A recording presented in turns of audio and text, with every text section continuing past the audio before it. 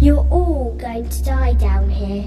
722 40,000. Now, would you consider offering a homeless person a room in your house? Well, a homeless charity, DePaul, is now looking for people in London who are willing to do just that. To tell us more is Megan Reid from the charity, and Paul Rogers. He lives in Eltham and has been hosting young homeless people for the last 2 years. So I'll start with you, Megan. Good evening. Hello, how are you? I'm fine, thanks. Explain, because on the face of it, there were some screwed up faces, some rolling of the eyes and some astonishment when this story came up this morning. Explain how the scheme works. Okay, so Night Stop and Supported Lodgings are both schemes run by DePaul UK that provide accommodation to homeless young people in the homes of people from their local community. Night Stop provides emergency accommodation one night at a time to young people who would otherwise be sleeping rough, and Supported Lodgings provides longer-term accommodation to the same people who might have never experienced a safe family home, so that they can learn the skills to live independently through role modelling.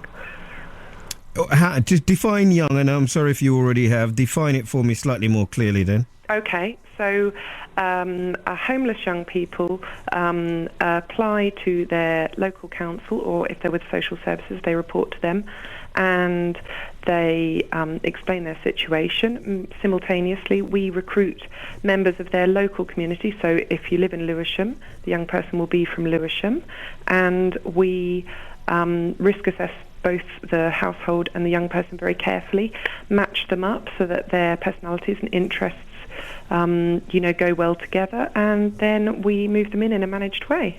So at the minute when they go into the people's homes, they're usually staying in hostels? That's the primary alternative, yes. And when you CRB check them, what would stop them from being allowed to live in somebody's home? We don't have specific criteria because it really depends on the host. Some people are uncomfortable with anyone with any kind of criminal record. Some people, maybe can sometimes see where someone was coming from and see that they've really turned a corner. If a young person can demonstrate motivation and that they've really changed, then we might consider them. So it's kind of a very individual matching process. Who gets trained, Megan? Do you mean does the household? Well, I don't mean either. Maybe you talk to the child, or young person, or maybe you talk to the household. Is there any? How does it work? So what do you say to them? Is there any advice? Just explain some of the mechanism. The household they get a lot of support. So when they apply, the application process is quite rigorous. They have to fill out an application.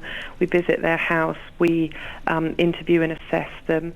Then we ask them to complete training, and then we assess them for a panel and see if they're suitable. Obviously, we CRB check them as well to check that they'll be suitable hosts. Then once the young person's moved in, they have an allocated key worker who they see every week.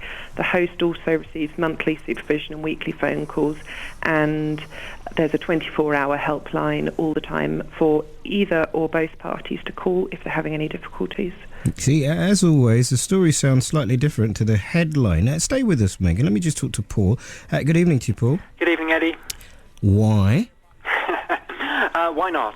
I've loved listening to your programme this afternoon. There's all this talk about responsibilities of the young people, but actually all of us in society have got responsibilities, and we felt that as a family we had a spare bedroom. Maybe we could be part of the solution. So once a week we open up that room, we get a phone call from Night Stop, and a young person comes and stays for dinner, stays overnight with us. It's a great opportunity to help make a difference. Do you get paid? We do. Some of us, we get paid by Night Stop £15 a night to cover expenses. Some of us put that back into the charity. Others will take it to pay for the food, electricity, shower, that sort of thing. Tell me the types of young people you've had, because I can imagine that there have been some interesting conversations.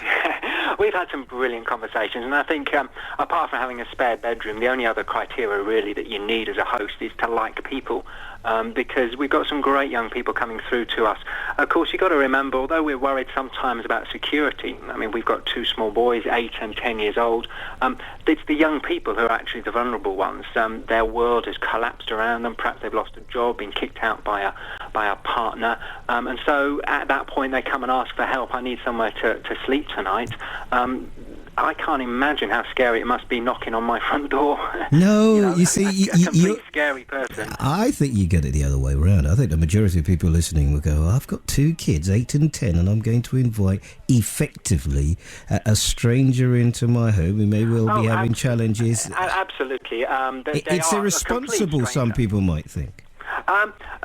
We have to trust those people who've already been involved in the process. We have a lot of trust in the Night Stop team, and of course social services, housing have assessed the young person. But these guys are vulnerable, and they're saying, I've got nowhere else to go. Obviously, there's myself and my wife here, and you just got to be sensible. We don't leave valuables lying around the place. We don't lock everything up. But it's just being sensible, giving them pretty much the free run of the house, and just involving them in the life of the family, usually by... usually fairly early on in the evening, that they disappear off up to bed because they're absolutely shattered at being sleeping rough or whatever. Or they don't want to listen to an 8 and a 10-year-old screaming. Or maybe. Sometimes they stay with 8 and 10-year-old and they're playing on the Wii together.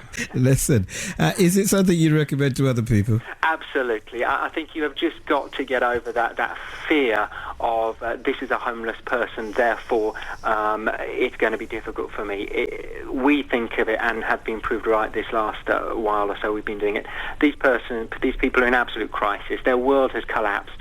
And we had one gorgeous young girl, a teaching assistant from a school, good job, had a boyfriend. Suddenly one morning he kicked her out, and her world sort of collapsed. She couldn't go into work. She applied, help, I need somewhere to sleep tonight. And she came down, we were watching the 10 o'clock news, I think, and she said, I've just had a bath, and I was feeling really sorry for myself, lying in the bath, crying my eyes out, and then I stopped and I thought, I'm lying in a stranger's bath. Somebody has cared enough to open their house and their home and their family to me, and that made all the difference to her, and we know now that she's got things sorted together, and it's just being there. So often that there is that cry from young people, no one listens, no one understands, no one cares, just for a few of us to say, actually, there are people who still care, and we're going to take a risk on you, and we're going to offer you that home tonight, and hopefully that will help you get back on your feet, because these guys are trying to get their life sorted, and if we can help, I think that's a great responsibility we have. It's a pleasure to speak to you, Paul. Thank Lovely. you. Thank you very much. Thank you so much. Megan, how do people find out more about the scheme? They can visit our website, which is depauluk.org, which is DEPAULUK.org. Thank you so much. I think Megan Paul's one of the nicest people I've ever spoken to. I'm a little bit speechless, actually. Well, wonderful, wonderful, wonderful. Actually, I promised I'd never use that word again since I stopped acting, and there I have. It's because I've been listening to Joe Good. What a fantastic human being. Joseph's in Ealing. Joseph, youth facilities. Did they play?